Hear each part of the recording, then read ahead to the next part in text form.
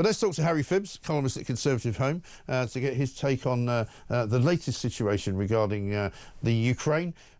Just read you this from Becky in Devon first. Morning, Mike. In regards to Prime Minister's questions, how does Starmer get away with never answering a question in PMQs? Why does the Speaker do nothing? Also, he seemed to just be insulting Kemi rather than the usual PMQs banter. It came across rather misogynistic. She is useless, but it came across as a bit icky.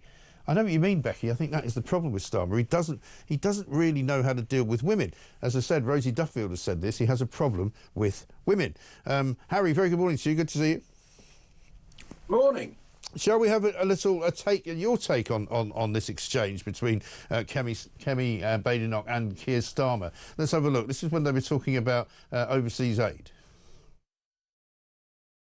Over the weekend, I suggested to the Prime Minister that he cut the aid budget, and I'm pleased that he accepted my advice.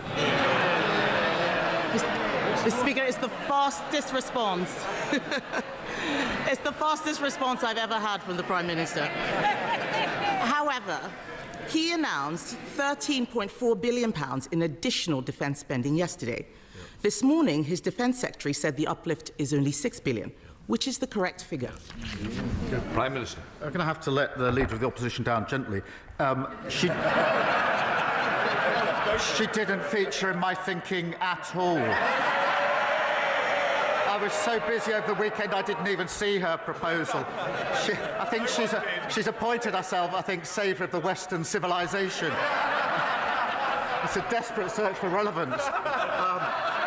But, Mr. Speaker, look, if you take the numbers for this financial year and then the numbers for the financial year 27-28, that's £13.4 billion increase.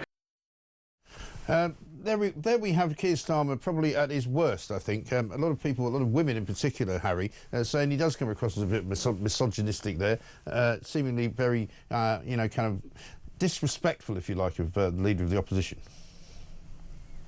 It's patronising, mansplaining, I think the young people call it these days. Yes. I think he's a petulant character anyway, so he's probably quite inclined to be dismissive and rude to people anyway. But I think there does seem to be a particular element there. He's very tetchy, isn't he? Yeah.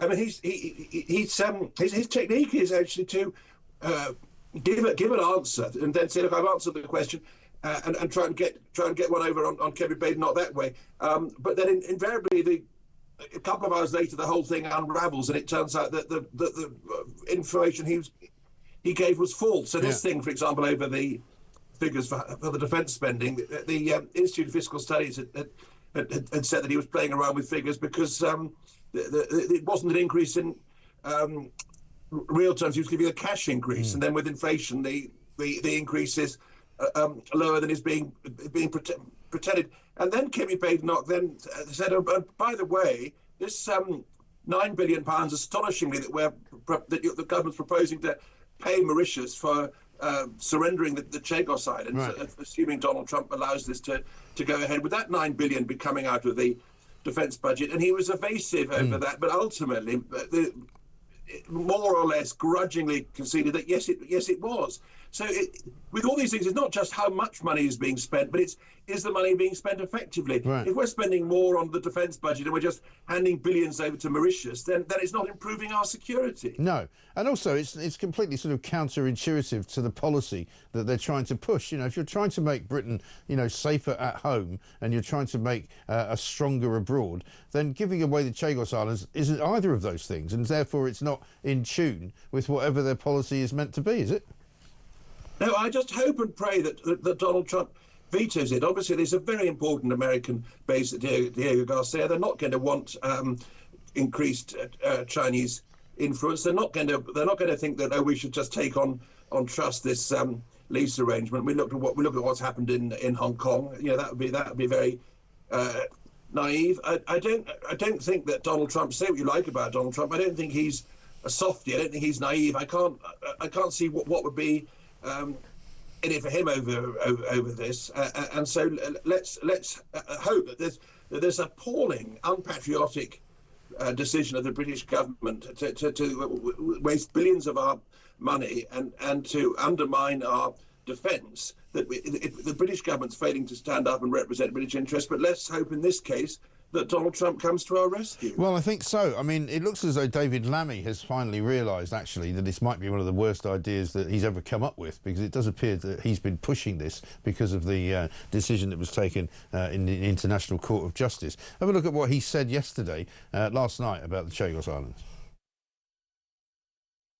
On a military level and an intelligence level, we're very intertwined with the United States. We struck a deal. After striking that deal, there was a change of government in Mauritius, and the new government in Mauritius had to have time to look at the deal. And there has been a change of government here in the United States, and the United States administration have had time to look at the deal. I still believe it's the best deal. But does President Trump have a veto? If President Trump doesn't like the deal will not go forward. And the reason for that is because we have a shared military and intelligence interests with the United States. And of course they've got to be happy with the deal, or there is no deal. And that's the first time I think I've heard any government minister say that. So if Trump doesn't like the deal, it doesn't happen, which seems to me to be a bit of a backtrack, doesn't it? Yes.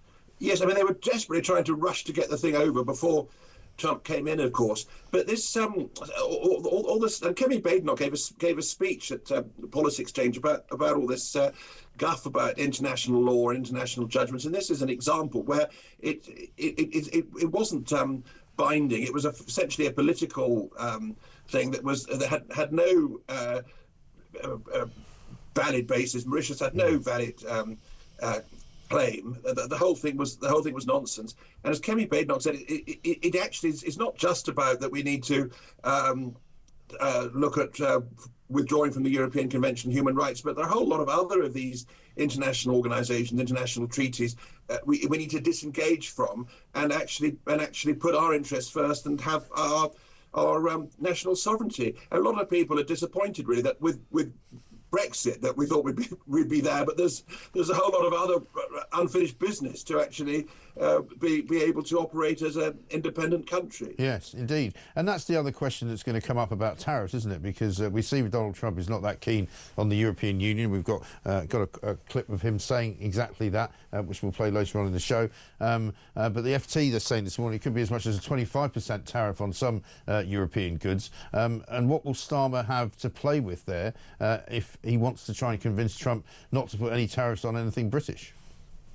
Yes, and what we've got is, because we have got, I mean, this bit of Brexit has been genuine, that we have got our independent trade policy.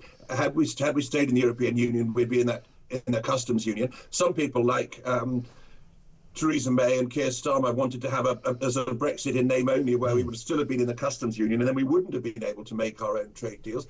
As it is, I think if we were to have more free trade with America, if we were to say, look, at the moment we acknowledge that in terms of importing cars, various things, we have all these tariffs, and we have higher tariffs than you do our goods. We're very happy to cut tariffs, and then if you would please have lower tariffs on our goods, and we basically have a free trade arrangement with the United States of America.